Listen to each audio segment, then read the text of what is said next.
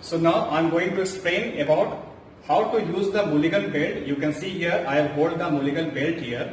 So you can utilize this for the segmental traction of the cervical spine.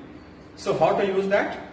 So you should just take the proper length of the Mulligan belt. It must not be very tight. It must not be very loose. So take the adequate length of the Mulligan belt. It should cross from your upper back, then from the radial groove of the arm. Just keep your index and middle finger inside the belt. So this is the space where you have to hook the spinous process of the affected segment. Suppose you have to give traction over the C4, C5, then you have to hook the spinous process of the upper segment, that is the C4 cervical spine, so that you can give traction over the C5 segment of the cervical spine. Next is, just take precaution, the belt should cross over from your knuckle of the hand, not from the wrist joint. Now keep the finger under the belt. Now keep over the, suppose my target area is the C4, C5. I will just stand in the stance position. Then I will hook the spinous process of the C4 between the index finger and the middle finger. Keep rest of the finger over the chin of the patient. Then what you have to do, just fix the segment, that is the spinous process of the C4 vertebra.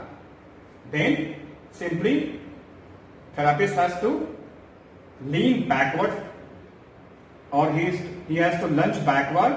So there should be a translative force and you are applying the traction here. So you can see here. So there must be the movement of the spine, not the muscles.